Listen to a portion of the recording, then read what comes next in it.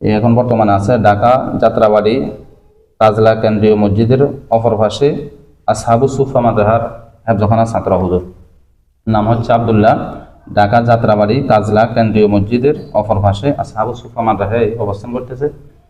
হুজুর এই বাচ্চাটার কি সমস্যা একটু দেখলে ভালো হয়, মহান আল্লাহ তাআলার সন্তুষ্টির জন্য।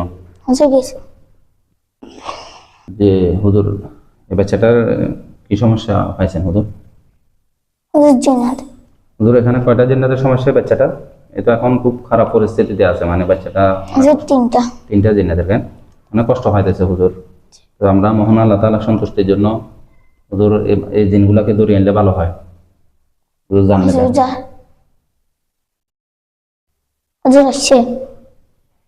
হুজুর তিনজনকে দূরে আনছেন দেখো তিনজন দেখা যাবেন। আচ্ছা তোমরা বাচ্চাটারে কেন কষ্ট দাও হুজুর? এদেরকে জিজ্ঞেস করেন বাচ্চাটারে কেন কষ্ট দেয়, এরা কিছু বলেননি? এরা কি বলে কেন কষ্ট দেওয়া? বলো সাই কি সমস্যা, কি বলে দা? এই হেফজখানা পড়তেছে, তোমরা বাচ্চাটারে কেন কষ্ট দেয়? তো কোরআন পড়তেছে হুজুর, এরা কি বলে কিছু বলেননি? দেখেন স্যার বুঝুন না কেন? আচ্ছা হুজুর এখন এদেরকে তাহলে আমাদের জেলখানা বন্ধ করে দিলে ভালো হয় কেন হুজুর? জেলখানা দেখা যান নাকি? তাহলে হুজুর এদেরকে মহান আল্লাহ তাআলার সন্তুষ্টির জন্য জেলখানা বন্দি করে দেন, আর আমার অনুমতি ছাড়া এখান থেকে বের হওয়ার কোনো অনুমতি নেই, এদেরকে বন্দি করে দেন।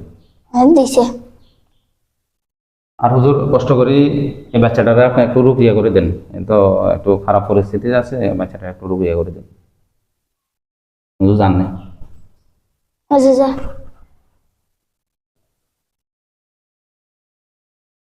যাক আলহামদুলিল্লাহ হুজুর, আপনার শুকরিয়া জানাইতেছি, আপনি তাকে রুকিয়া করে দিয়েছেন, আমরা শুকরিয়া জানাই।